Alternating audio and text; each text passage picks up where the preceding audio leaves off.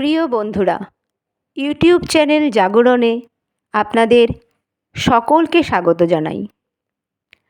রাধা ও কৃষ্ণের চরণে প্রণাম জানিয়ে আজকের থেকে আমরা এই চ্যানেলে কিছু অন্য আঙ্গিকের অনুষ্ঠান করতে চলেছি। কৃষ্ণ ও রাধার কথা বলি। কৃষ্ণ, যাকে আমরা দেবতা রূপে পুজো করি, আসলে তাকে যদি আমরা এনার্জেটিক্যালি দেখতে পাবো তিনি হচ্ছেন সুপ্রিম কনসাসনেস। আর আমরা হচ্ছি সেই সুপ্রিম কনসাসনেসেরই অংশ। আর Radha female energy, Krishna male energy, Radha female energy. যখন কোনো মেল এনার্জি ফিমেল এনার্জি একসাথে কোনো কাজ করে, তখন সেখানে না কোনো প্রতিবন্ধকতা আসে, না বাইরের কোনো সমস্যা সেখানে সমস্যা সৃষ্টি করতে পারে। তাই আমাদের এই চলার পথে এনাদের আশীর্বাদে এগিয়ে যাওয়ার শক্তি নিয়ে আমরা এই অনুষ্ঠানটি শুরু করতে চলেছি। এই অনুষ্ঠানের মাধ্যমে আমরা কনসাসনেসের ওপরেই কাজ করব, অর্থাৎ চেতনা, মানবতার চেতনা। আমরা প্রত্যেকে মানুষ।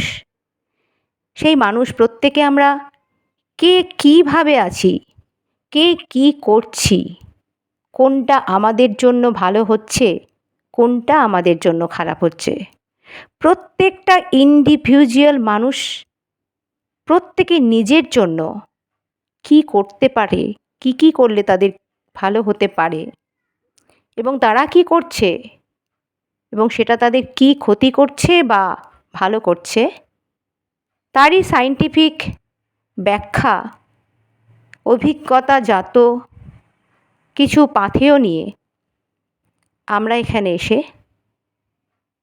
হাজির হয়েছি। আমাদের একটাই কামনা, সেটা হচ্ছে প্রত্যেকটা মানুষ নিজেকে ভালোবাসুক, নিজেকে চিনুক, নিজেকে জানুক।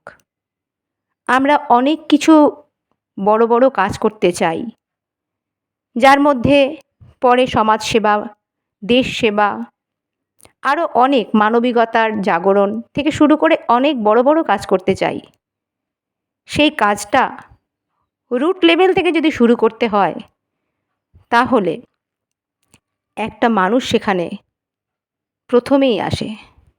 একটা মানুষ, তার প্রথমেই তার একটা পরিবার, তারপরেই তার একটা সমাজ, তারপরেই তার আরও বৃহত্তর জগৎ, দেশ, তারপরে বিশ্ব, গোটা বিশ্ব, গোটা জগৎ।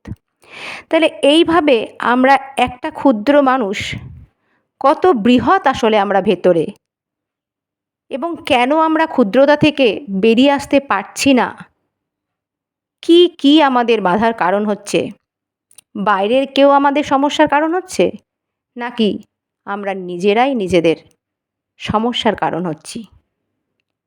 তাই নিজেদের জাগরণ দরকার। সেই নিজেদের জাগরণ কখন সম্ভব? যখন আমরা নিজেদেরকে বুঝতে পারবো, নিজেদের প্রত্যেকটা কাজে নিজেদেরকে নিজেরা জাজ করতে পারবো। আমরা যখন অন্যদের জাজ করতে যাই, তখন আমরা একটা জিনিস ভুলে যাই, প্রথমে নিজের জাজ করা দরকার। প্রথমে কেন, কোনো সময় অন্যের জাজ করার দরকার নেই। সারদা মাও বলেছেন, দোষ দেখো অন্যের, দোষ দেখো নিজের, অন্যের নয়। অপরদিকে যদি দেখি, বিবেকানন্দ বলেছে, জীবে প্রেম করে যেই জন, সেই জন সেবিছে ঈশ্বর। তাহলে এখানে যদি আমরা বলি যে এই প্রেমটা আমাদের মধ্য থেকে হারিয়ে গেছে। প্রেম মানে, আমরা এই প্রেম কথাটাকে এত ক্ষুদ্র, এত ন্যারো সেন্সে ব্যবহার করি যে প্রেম কথাটা শুনলেই আমাদের একটা কিউরিওসিটি, খারাপ লাগা, ভালো লাগা, লুকোনো চাপানো এই ব্যাপারগুলো চলে আসে। কিন্তু কৃষ্ণ প্রতিটা পদক্ষেপে, প্রতিটা অবতারে অবতারে এসে একমাত্র প্রেমেরই প্রতিষ্ঠা করতে চেয়েছেন এই সংসারে। প্রেম মানে? প্রেম মানে হচ্ছে হৃদয় থেকে আসা প্রেম। যেই প্রেমে শারীরিক কোনো কথা আসতে পারে না, যেই প্রেমে স্বর্গীয়তা, ডিভাইনিটি আসে, যেই প্রেমে একটা মানুষ প্রথমে নিজেকে ভালোবাসে, তারপরে সে চারপাশের মানুষদের ভালোবাসে, তারপরে সে নিজের ভেতরে যে পোটেনশিয়ালিটি আছে, প্রতিভা আছে, সেটাকে পৃথিবীর বুকে প্রতিষ্ঠা করে, নিজের জীবনে সফলতা লাভ করে, তার সাথে নিজের পরে অন্য মানুষের সফলতায় হাত বাড়িয়ে দেয়, সাহায্যের হাত বাড়িয়ে দেয়, তারা কিভাবে এই সফল জীবনযাপন করবে। আমাদের মতে সফলতার মানে হচ্ছে আমরা ভাবি টাকা পয়সা, গাড়ি বাড়ি, একটা ভালো চাকরি বা ভীষণ সুন্দর প্রতিষ্ঠা, জীবনে প্রতিষ্ঠা হয়ে যাওয়া, এটা কিন্তু সফলতা নয়। সফলতা হচ্ছে আমি কতটা হ্যাপি থাকি সবসময়, কতটা অনাবিল আনন্দে বাস করছি। জীবনটাকে আমরা যন্ত্রণা ভেবে নিয়েছি। না, জীবন যন্ত্রণা না। প্রত্যেকটা ঘটনাকে আমরা ভেবে নিয়েছি আমাদের জীবনের সমস্যা। না, সেটাও না। আমরা এখানে এটাই দেখাবো, জীবনে কোনো সমস্যা বলে সমস্যা হয় না, যন্ত্রণা বলে কিছু জীবনে নেই। এই যন্ত্রণাটা আসলে একটা লার্নিং বা শিক্ষা। তাই যখন আমরা জীবনকে যন্ত্রণা বলে দেখব, তখন আমাদের জীবন থমকে দাঁড়িয়ে যাবে। আর যখন আমরা এই যন্ত্রণাকে লার্নিং বা শিক্ষা বলে নেব, দেখব জীবন তরতর করে এগিয়ে চলেছে।